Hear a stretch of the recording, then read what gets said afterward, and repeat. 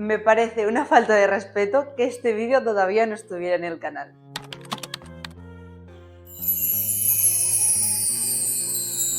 Hoy, como es un día tan especial, me hubiera gustado arreglarme un poquito más, pero creo que estoy empezando a estar mala, por eso las pintas, voy en sudadera, tengo mucho frío y si me notáis la voz un poco extraña, pues es por eso. Desde que empecé más o menos en el gimnasio he ido haciendo hip thrust y podría considerar que es uno de mis ejercicios estrella, por no decir el que mejor se me da. Esto es cierto que es pues parte de mis palancas y además que tengo predominancia de fuerza en glúteo más que a lo mejor en cuádriceps. Pero quitando un poco de la escena que digamos que igual tengo una predisposición mejor para hacer hip thrust, aquí tengo mis consejos para que todo el mundo sepamos hacer hip thrust. Antes de empezar a explicar mis consejos para el hip thrust, creo que sí que me gustaría pues primero entrar un poco en detalle en qué es el hip thrust, así que señor Google, un honor que me lo preguntes. El hip thrust es un ejercicio que implica una hiperextensión de la cadera mediante una elevación y retroversión máxima de la pelvis. Normalmente se entrena con el objetivo de mejorar diferentes aspectos de este patrón de movimiento, en el que el glúteo mayor juega un papel primordial,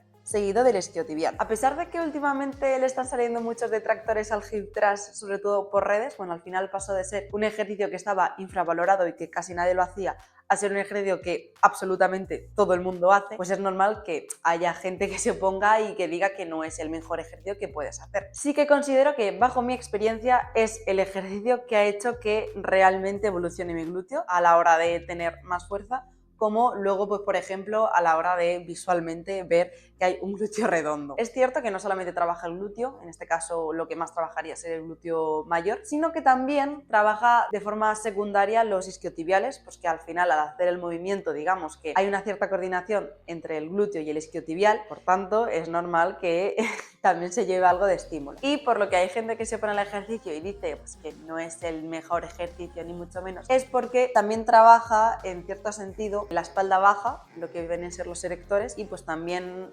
algunos músculos del core pues tienen que estabilizar el movimiento. En este escenario creo que estamos bastante bien situados para saber qué técnica hay que utilizar para intentar maximizar la activación de los glúteos e intentar pues minimizar dentro de la medida todos los otros músculos para tener una mayor activación del músculo que nos interesa. Vale, perfecto. Pues para empezar a hacer un buen hip thrust lo que tenemos que hacer es apoyar la zona alta de la espalda, es decir, la zona de los omóplatos y la parte posterior de los hombros en el banco. Realmente esta posición debe ser una posición alta, pero sí que es cierto que tienes que intentar que sea una posición en la que tú estés cómoda. Yo realmente si me la apoyo tan arriba dejo de estar cómoda y es más fácil de hecho que se me curve la espalda. Entonces yo realmente me lo apoyo a esta altura más o menos, que sí que viene siendo un poco más baja de lo que a lo mejor se debería colocar. Entonces bueno, esto es un poco de colocarte y saber la zona en la que tú estés más cómoda. Eso sí, ten en cuenta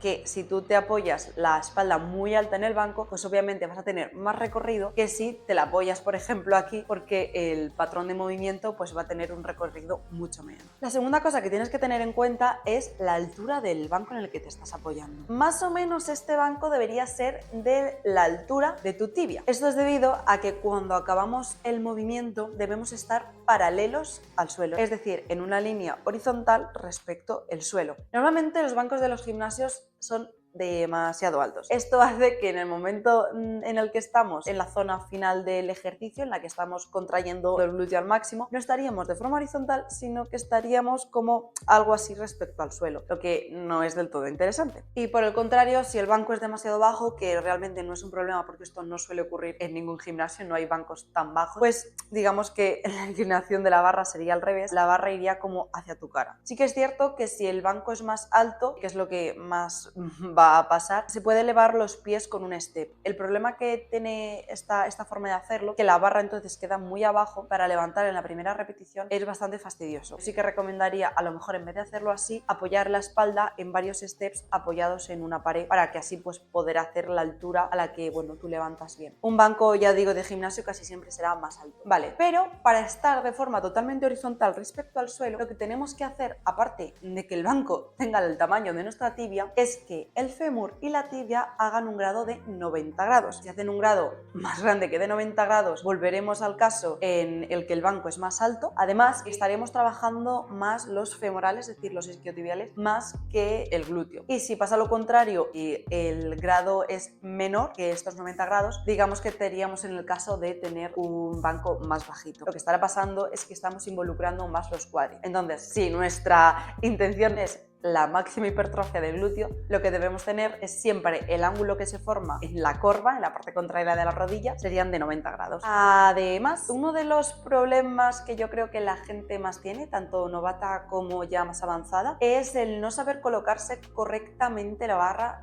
donde tiene que ir. Esto es debido a que cuando hacemos la parte de la excéntrica del movimiento, la barra nos queda en la V que hacemos con el cuerpo, que es básicamente los huesos que tenemos en la cadera. Sin embargo, cuando subimos la barra arriba, los huesos quedan como más desprotegidos, ¿vale? Entonces, si no hacemos nada por mover la barra de ahí, la barra, aunque tengas un colchoncito, que al final siempre tienes que hacerlo con colchón, ¿vale? Es el único ejercicio en el que se puede utilizar el colchón casi en el gimnasio, sin que te aporreen, pero igualmente hace bastante daño en los huesos de la cadera si dejamos que la barra se coloque ahí. Es cierto que igual cuando vas con la barra y 10 kilos, igual no hace daño porque son 30 kilos en total encima y tampoco digamos que es tan lesivo, pero a la medida en la que empecemos a subir poco a poco el peso y digamos que ya llevemos un peso considerable, es muy normal, de hecho, que salgan como callos. O sea, os voy a enseñar por aquí una foto, no sé dónde la estaré dejando, pero una foto mía de cuando empecé a hacer hip thrust y realmente tenía la zona pues bastante marrón, bastante negra del callo de apoyarme la barra en los huesos de la cadera. Entonces, ya tras mucho tiempo haciendo hip thrust, mi consejo o mi truco realmente es cuando estemos abajo no hacemos nada de fuerza con la barra tiene que ir en la V de la cadera, al final es donde reposa la barra cómodamente cuando hacemos el ejercicio. Sin embargo, cuando subimos la cadera, lo que yo hago es con los dos brazos empujar hacia abajo todo lo que pueda para que la barra cuando suba no se apoye en los huesos de la cadera, sino un pelín más abajo. De esta forma ahí no hace callo, no hace roce y por tanto no te va a doler al acabar de hacer hip. Yo digo que a mí de esta forma se me han ido todos los callos y va mucho mejor. Es cierto que obviamente de la fuerza de hacer el empuje hacia abajo de la barra, cuando llevas bastantes kilos, pues es posible que te duela la muñeca. Yo me pongo muñequeras para hacer este ejercicio y ya está. Y no tengo más dolores que eso. Pero bueno, lo digo para que lo sepáis. Además, la fuerza debe venir como si fuera de una pisada del suelo hacia abajo. Y además, esta fuerza realmente viene del talón. De hecho, a lo mejor habéis visto a algunas personas haciendo hip thrust, haciendo como un tipo de balancín con el talón. Tampoco es lo imprescindible ni quizá lo más recomendable, pero esto es posible a que la fuerza al final no viene de las puntas, sino que viene del talón, de la fuerza de pisada del talón. Y sí que es recomendable apoyar el banco de hip thrust contra una pared para no moverlo hacia atrás. Pero si hacemos al 100% la técnica correcta, esto no debería pasar porque la fuerza tiene que ir hacia arriba y no tiene que venir de las puntas hacia atrás. Sí que es recomendable ponerlo al lado de una pared porque si te vas deslizando hacia atrás y llevas muchísimo peso, es posible que hagas daño si se cae el peso, lo que sea, pero siempre intentando que no hagamos fuerza hacia atrás, sino hacia arriba. Además, las piernas también deberían estar un pelín separadas y digamos con una rotación de los pies hacia afuera. De esta forma, otra vez estamos maximizando que lo que se active pues sea el glúteo y no el resto de los músculos que están involucrados en el ejercicio. De hecho, es posible que si te cuesta un poco mantener las piernas separadas porque se juntan al hacer el ejercicio, al principio quizás es hasta recomendable que te pongas una banda de resistencia alrededor de las rodillas para, digamos que ser consciente de que tienes que estar haciendo fuerza hacia afuera para poder mantener esa posición durante todo el ejercicio. Y ya, por último y quizá de lo más importante, es que no arquees la espalda. Al final, este es uno de los ejercicios en los que yo creo que más peso se puede levantar y por tanto hay que ser muy conscientes del riesgo de lesión que tiene y tener muy en la cabeza interiorizado que hay que tener una técnica buena antes que empezar a levantar kilos por levantar. Entonces, no hay que arquear la espalda, hay que recordar que todo digamos, el torso es un bloque y por tanto tiene que empezar y acabar el ejercicio de la misma forma. Vale, y esto es así como un poco los consejos a grandes rasgos y también teniendo, digamos, un poco presente el tema de la barra libre a la hora de dar estos consejos. Sin embargo, es cierto que existen variaciones del hip thrust. Y bueno, yo lo he realizado de bastantes formas, empezando igual en cuarentena haciendo el hip thrust con mancuernas medio ligeritas o incluso con peso de una mochila, una garrafa de agua, lo que sea. En este caso sí que es cierto que al ser una mancuerna a lo mejor de este tamaño es un poco incómodo de colocar y quizás si tienes otras opciones no sería la opción que yo eligiera. Es cierto que si por ejemplo entrenas en casa y al final lo único que puedes tener son mancuernas o pesos, en este caso sí que te recomendaría hacerlo de forma unilateral para así pues poder maximizar el estímulo, ya que la progresión en pesos va a ser más pequeña. También en el caso de hacerlo en casa, también te recomiendo utilizar bandas de resistencia para hacer lo que ya hemos comentado en los consejos, de ser un poquito más consciente de esa ligera apertura de piernas. Además, también he utilizado diversas máquinas ya específicas de hip thrust. He utilizado las típicas que están por ejemplo en el Fit and Fat, que son de este estilo, y la verdad es que esas me gustan bastante porque bueno, no sé si sea por mi anatomía o por qué, pero yo creo que la distancia que hay entre lo que es el apoyo de la espalda, el peso, las piernas es perfecto. Luego también he utilizado otras tipo, las que hay por ejemplo en el Icon de Valencia, esas también me gusta bastante. Y luego están este tipo de máquinas que son horrendas, o sea, para poner ese tipo de máquinas en tu gimnasio no pongas nada, porque esas máquinas es que se te clavan. Realmente si tenéis la opción de hacer cualquier otra cosa que no sea utilizar esta máquina, mucho mejor. Primero porque no tienes seguros abajo y si no puedes enganchar la máquina arriba, muy mala suerte porque no puedes hacer nada. Te quedas abajo con el peso quitándote el oxígeno. Y segundo porque se te clava y es que estás más rato pensando en el dolor que te está generando ese peso y esa máquina que en realmente hacer el ejercicio. Y lo que más he hecho, diría, es el hip thrust libre, que realmente no sé si decir que es mejor para gente que ya lleve un tiempo o para gente principiante, porque bueno, siempre se dice que para gente principiante igual son mejor las máquinas que van guiadas, pero sí que es cierto que en este caso creo que es interesante que una persona que está empezando conozca el patrón que está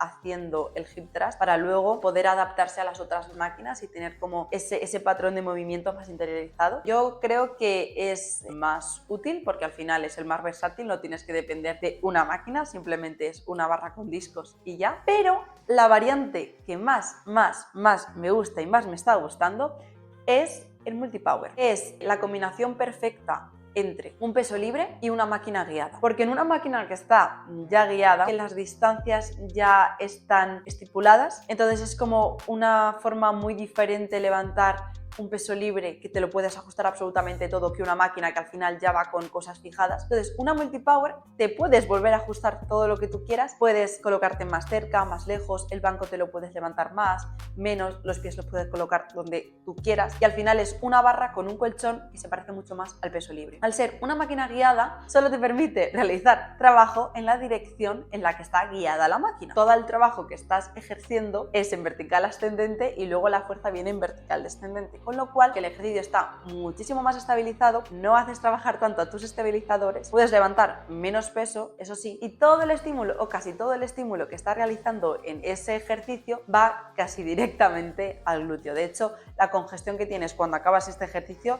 o sea, es que es de otro planeta. Eso sí, la parte buena que tiene la multipower es que te lo puedes ajustar todo y la parte mala es que te lo tienes que ajustar todo. Tanto, obviamente, la altura del banco, la distancia del banco. Hay algunas multipowers que si tú subes y no haces fuerza se cierran directamente, entonces tienes que hacer algún sistema para que el seguro no se cierre y tú puedas hacer el movimiento sin tener que estar forzando las manos para que no se cierre. Al igual que a lo mejor la multipower no baja hasta abajo, tiene una elevación, entonces tienes que elevar los pies y elevar el banco.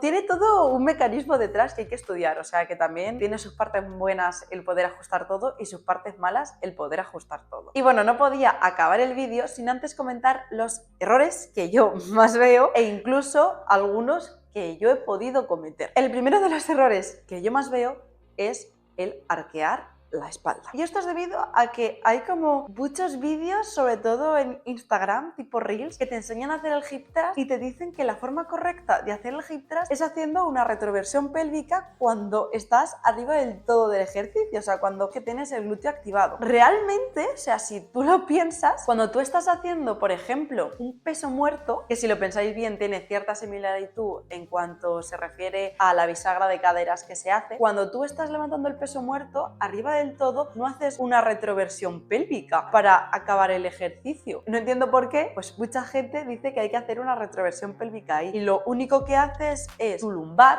básicamente, esté movilizando todo el peso que llevas encima. Cuando tú ya estás arriba, ya tienes el glúteo suficientemente activado y hazme caso que tu glúteo se está dando cuenta de que estás levantando ese peso. Entonces, no hace falta hacer una retroversión pélvica porque creo que es donde viene la mayoría de dolores lumbares que se tienen en este ejercicio.